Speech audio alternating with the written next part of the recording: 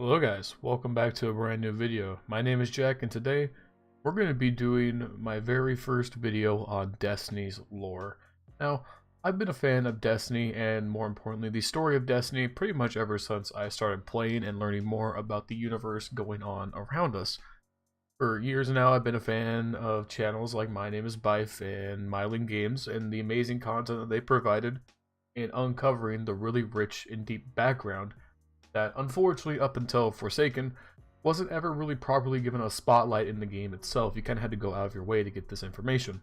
So I wanted to start doing videos about lore myself. I wanted to give my opinions, my takes, maybe some theories, and more importantly I just wanted to interact more with the lore community because you guys all seem like fantastic and lovely individuals, and the awesome camaraderie that I've seen on many of the popular lore channels as well as on the lore subreddit is something I want to get involved with. So today we're going to be talking about the Truth to Power lore book. It is in the Darkness tab. This lore book has been uncovering over the last few Queen's Court visits with Mara Sov. As I understand it right now, there are only 2 entries in game unless I somehow missed one, but there is a third currently shown within the Ishtar Collective. I will link to the Ishtar Collective page on Truth to Power in the links down below. But as for in-game, currently I have Is It You and Will You Smile. Truth to Power might be one of the most important lore entries that has come into Destiny for a long time. The impact of some of these entries will definitely be felt in the story going forward in the conclusion of the Dreaming City saga. So starting with Is It You, let's first start by reading the entries that we currently have and then we will discuss it. I'm so glad you're the one who found me. I've foreseen so many horrors with these stolen eyes, but now, when for once I ache to know the future, I can't be sure of even a simple hope. Are you the one reading this message? I think it must be you, Guardian. Who else would look for me? Ikora trusts her hidden to return when they are needed, and Cade would roll himself down Angel Falls in a barrel before he'd admit he'd miss me. Zavala does not place me first on his long list of worries. You're the one who would go out and look for me. I never needed you to save me. I wasn't a dried corpse or a dead ghost or a voice on the comm sure to die before you could offer help. I hauled myself out of that pit. I made my own way back to the tower, and if I was unsubtle in the way I threw you against the hive, if I seemed to wield you as a vengeance, please believe that your victories were the closest I could come to feeling joy. I know you must have questions. What did I plan with the Queen? What destiny did I embrace after Oryx fell? What's happening in this city, where dream has become nightmare? I can guide you to undo this curse, as I once guided you to unmake Oryx. But in the dreaming city, as in the secret worlds of the Hive, there is almost no difference between the act and the actor.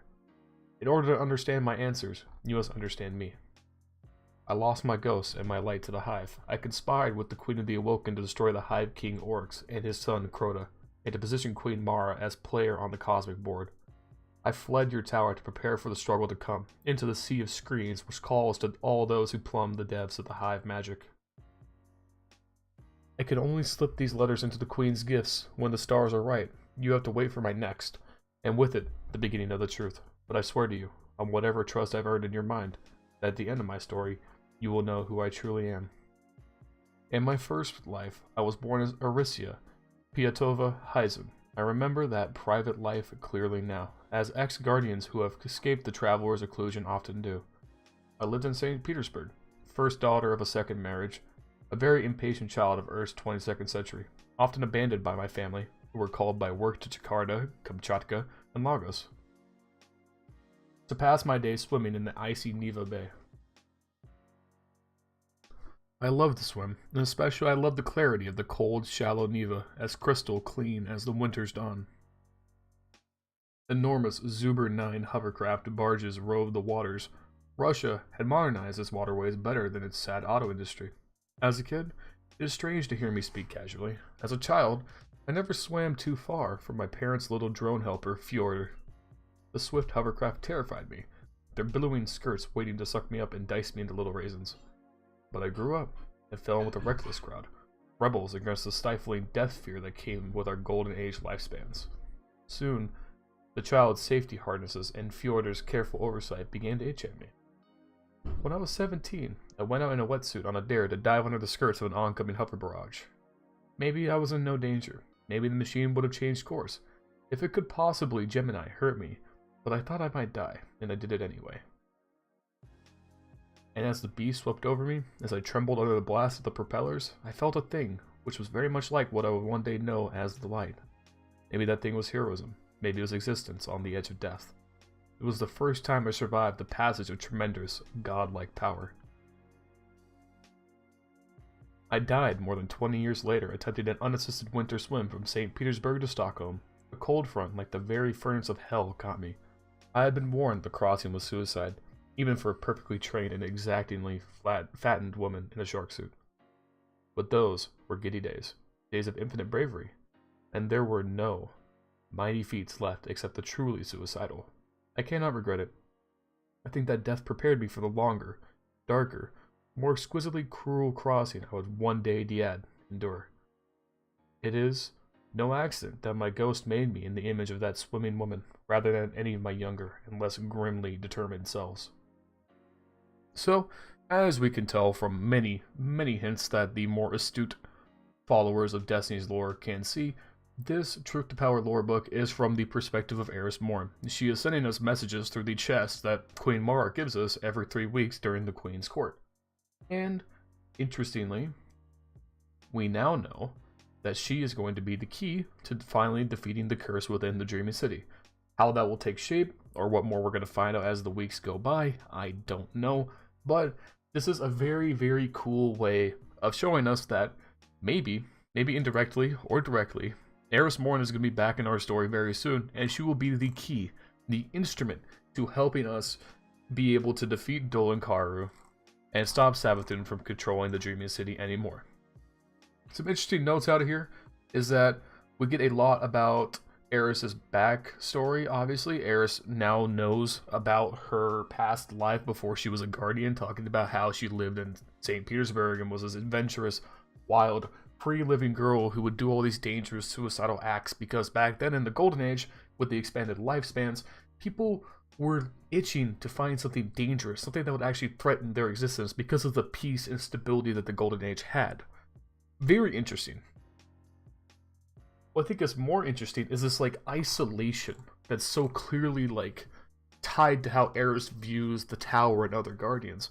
She views herself almost as defective, as lesser, because she lost her ghost and is now trapped in the aftermath of her wish on the Ahamkara bone. If you guys don't know about that, one of the raid armor pieces tells us that Eris actually used an Ahamkara bone to save herself when she was in the Hellmouth after her fire team was defeated by Crota.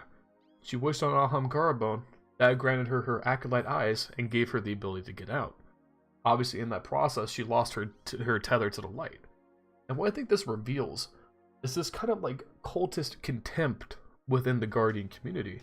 If you think about it, imagine going from being undefeatable, eternal warriors, to now actually having to worry about your life. Other Guardians will look at you as frail and weak by comparison, because you can't just throw yourself headlong into battle and be resurrected when you inevitably are killed. Eris doesn't see herself as an equal guardian anymore because she can't lay her light on the line just as others do. She thinks she's not welcome, that she won't be missed, that Cade doesn't want to do anything for her, Ikoro doesn't care about her, and that Zavala certainly has too much to even worry about her. She thinks her disappearance is meaningless, and that only us, after having worked so closely with her in The Taken King, would be the ones who care about her, and wonder what she's up to. It's a very interesting thing. You get a lot of insecurity from Eris throughout this lore book and the chapters that are revealed currently. Very, very interesting stuff. The other big note is obviously all of this coded language in some of these messed up purposeful words. We got multiple zeros, multiple A's in some words. We got words jumbled together. It's clear that she's trying to send some kind of code within the message. That there's something else that we're supposed to glean from this. And that's revealed even more in the next lore tab, which we got from the most recent Queen's Court, Will You Smile? Let's just dive into it. I know, as a fact, through means which may surprise you, that Queen Marasaw's final thoughts in that last moment before Oryx's dreadnought annihilated her were meant for me. The Awoken have played their part, she said. This was all part of the plan. Guide them, my hidden friend. It is all up to you now. I did not fail her. I engineered the death of ancient Oryx, the Taken King, assassinated by guardians in the depths of his own throne world. One of only 3 ways a hive god could be permanently killed. Royalty knows its own. When Oryx destroyed Mara's catch, he used his crowning weapon, the last and surest argument of his own omnipotence. He extended the pocket universe of his throne world into our cosmos, and with it, he destroyed his foes. Whatever fell within it became subject to his will. He was the Taken King, and he took. It was a death befitting a queen. And Mara did die, but she was not destroyed. Before I was ever our guardian, I learned judo. Look at yourself, guardian. Look at the body you so recklessly destroyed, recreate, and destroy again. Will you try, for me, to become that body for a moment? Even an exo has humans interoception? Even an exo has a human's interoception. Imagine that you have lost your ghost, as I did. Feel your breath in the cask of your chest. Feel your pulse shuttling power from your lungs to your aching calves. Now imagine that I stand across from you in the fighting ring. I wear the loose white belted robes of the judoka. How strange. I find myself hoping that you imagine me with more human eyes. Imagine how we fight. You are strong in the light, an angel of strength, and MDSA. Will. And I am only a mortal woman, slow and soft. When I was Erisa in far-flung St. Petersburg, I cursed my own softness. But the principle of judo is that softness controls hardness. I might sidestep your hit and grip the passing arm, putting my own power into that hit to strengthen the strike that strikes nothing and leaves you off balance. By agility and surprise, I used the power of the blow for my own purpose. Thus the queen accepted Oryx's strike, and the power of his grasp became the invitation she required to step forward and up and into the realm of Oryx's throne. Where she went, not as a victim, but as an infiltrator, trusting me to end Oryx and leave her free in the domain of newly masterless covert power. If I throw you to the mat, will you drag me down with you? Will you curse and fight? Will you smile? Oh, I'm such a fool. I told you, in this world there is no difference between the act and the actor. I've let my own loneliness and sorrow taint the act of leaving these messages for you.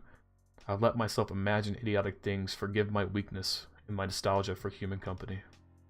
I hope you can still trust me. At the instant Oryx's weapon destroyed Mara's catch, the Taken appeared in the Dreaming City. The Awoken had evacuated the entire A00AA000AA004 private Gemini dyad. I'm sorry, that wasn't supposed to. Oh, that's torn. Well, there's no going back now, so I suppose we'll do this formally. AI-com//MDSA :farflung//C31//covert. I am sorry.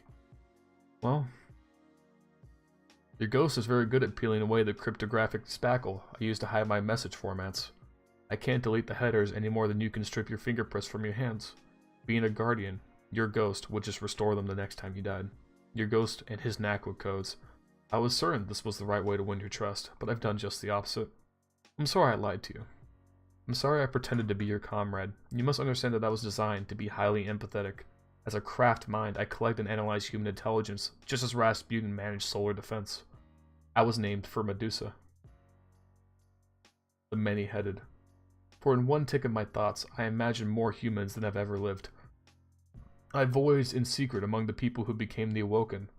I witnessed the cataclysmic wonder of their transformation. Through delicate manipulation, I transferred myself into this place, the center of their culture and post-rational religion. In all those different times and places, I've always found emotion and shared rapport the best way to build trust. Now you know the truth. I am Medusa, survivor of the Golden Age, secret watcher over the Dreaming City, and I need your help.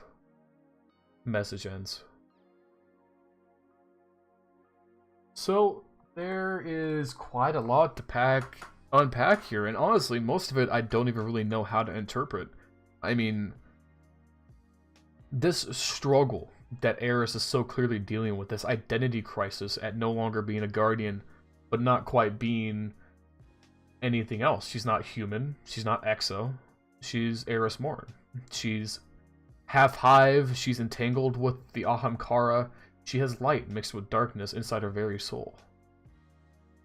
I mean, she clearly is not sure what she is other than a servant to the queen and a piece in a bigger game. Now, what to gain from Medusa and what that means going forward, I really am not sure.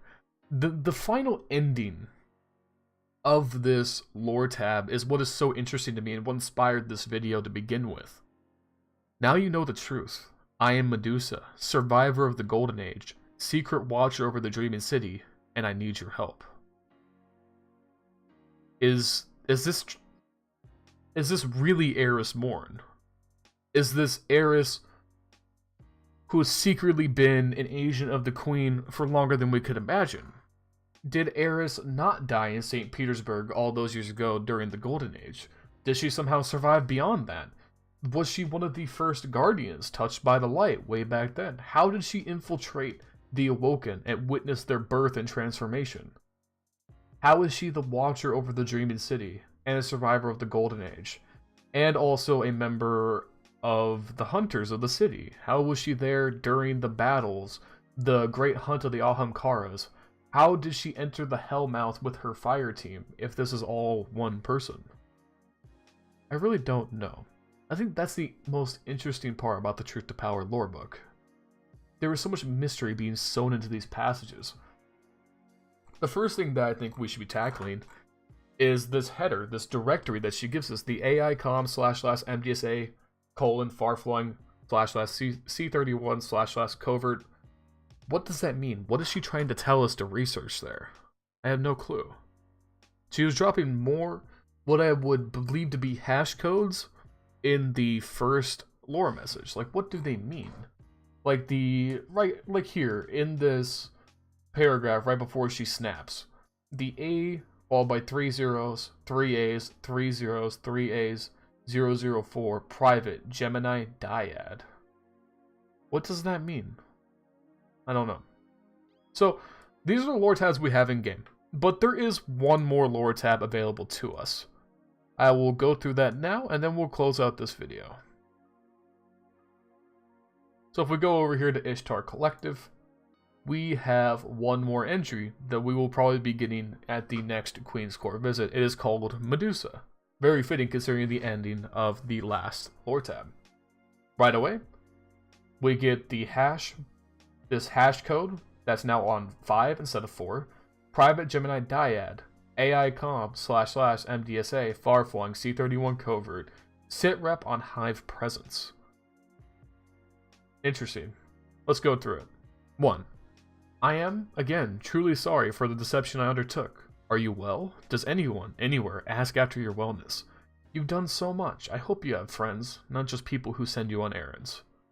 2. The pathological entities you call Taken appeared in this city at the moment of the Hive Dreadnought detonated its main weapon above Saturn. Without access to Skyshock arrays, I can't be certain, but something must have connected the weapon's area of effect to the Dreaming City. My best guess is that the awoken Techian aboard Queen Sov's flagship fled into the Dreaming City through a gate or portal, and the Dreadnought's main weapon followed them down that link. Awoken message traffic indicates the Dreadnought weapon is innately connected with Oryx's intellect and awareness. The instant he pierced the Dreaming City, he must have understood the value of the site and deployed his Taken to attack. 4. Until Oryx's death, the behavior of the Taken here aligned with his interest in exploration, distributed infiltration, and the dominance of systems through seizure of their executive faculties. Am I being too technical? I mean, that the Taken were busy mapping the city and determining the most efficient way for Oryx to take control of all the information within. 5. I determine, with good confidence, 3 Sigma, that Oryx is dead. The Taken here became directionless and scattered, until the death of the antipathic predator Riven opened the city to massive Taken assault. Why? I will code this as problem 1. The Guardian counterattack against Dolan Karu, whose thoughts pierce like needles, triggered the ongoing casual loop. Why? How? I will code this as problem 2. I am still collating intelligence on how to break the time loop. While I work, I must convince you of the Dreaming City's ultimate importance, and why it is imperative that the city be held at all costs, even the cost of abandoning all other human and neo-human civilization in the solar system. Stand by for next message below. 8. Send more Guardians. Send every guardian if you must.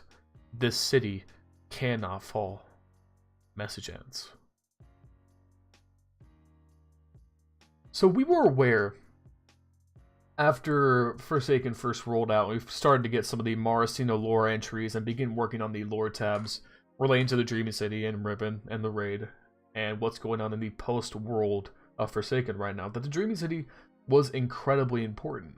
But if Eris, or Medusa, or whatever she wants to be called, is to be taken seriously here, then the Dreaming City may be far more important than we even have begun to realize. We understand that right now Savathun is draining the Dreaming City and the universe at whole to feed her and grow her own strength through this loop. My name is Bife has a fantastic video illustrating the loop in detail if you want to know more. So, is the Dreaming City itself the imperative importance, or is it the loop? What about the Dreaming City could be more important than the loop? Those are the questions that I have right now. One thing I know for sure is that the story of Forsaken is by no means over. Even though we are going into Black Armory, we are still very much enwrapped in the story of Forsaken, which is why I think that a very clever thing Bungie has done, which just kind of goes with the small details they've always gotten very right, is if you look at the load screen for Destiny right now, it's not Destiny 2, the Black Armory. It's still Destiny 2 Forsaken, with a subtext of the Black Armory. The Black Armory has stuff to do with the Forsaken story, but the Forsaken story is by no means finished. All I know is that on the next Queen's Court visit, the message that we receive from Eris, maybe this one or maybe a new one, I'm not sure, but the Truth to Power lore book will be one of the most important stories in the history of Destiny going forward.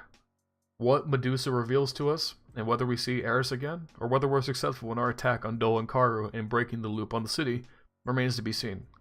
There is obviously a lot of leaked audio and dialogue and other lore tabs showing that eventually we are to break the curse and succeed in defeating the loop that grips the Dreaming City. I'm not sure how that's going to play out, but I'm excited to see how Bungie goes about this. When we first found out about the loop, I was amazed at how Bungie developed an in-universe explanation for there being rotating content each week. But now they've gone another step further and really tied this to the forward lore of Destiny entirely. And it's fantastic to see it play out. Let me know what you guys think of Truth to Power in the comments down below. I know this video is a little all over the place and it wasn't very scripted, but I want to talk more about Destiny lore, as this stuff is interesting to me on a very, very deep level. And I can't wait to see what more plays out as we get further into the Destiny 2 Forsaken cycle. Anyways, guys, thank you guys for watching. My name is Jack. I'll see you guys in the next video.